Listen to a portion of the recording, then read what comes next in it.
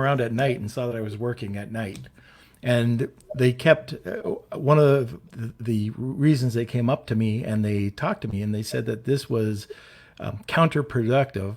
That, and this goes back, people ask me about delegating and SOPs and all that and making things automated and scalable.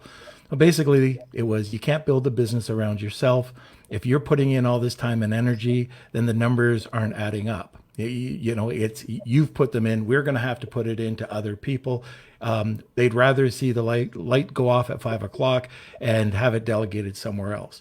So how does that affect it? There's so many people, a lot of new people listening to this podcast, as well as seasoned people, but they're doing everything themselves.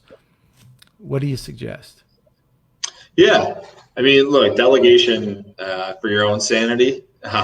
As Norm, I'm sure you can attest, right? Yeah. You know, you got to, if you're going to build something sustainable, you have to avoid burnout, right? I mean, there's, you know, it's probably, you know, top 5 reasons that people sell their Amazon business is I'm just sick of it. I'm sick of dealing with Amazon. You know, I'm sick of being in the arena fighting day to day.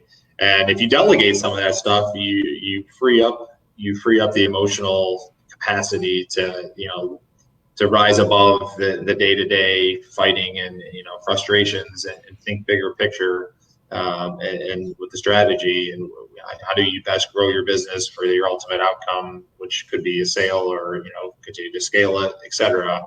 And look, we're a perfect example. I mean, your question of how do you manage, you know, 75 brands over 6,000 ASINs, it's delegation, right? We started as a small team and then that grew and it's, you know, 40 times what it was, you know, even almost 18 months ago.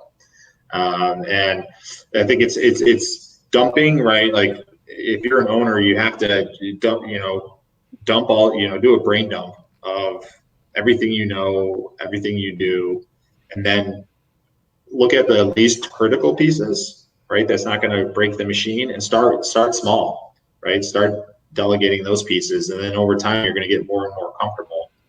From an acquisition standpoint, it depends.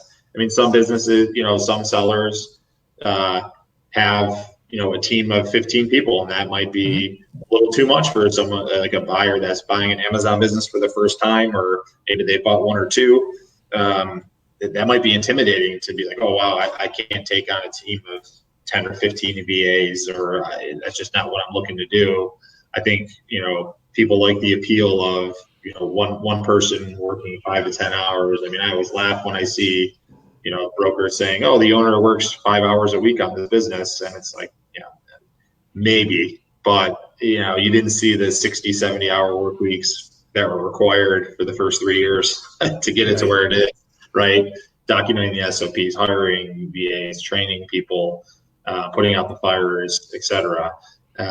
You know, a new owner that has never done this before is going to have to work the 40 to 60 hours a week. It's just, you know, there's no way around it.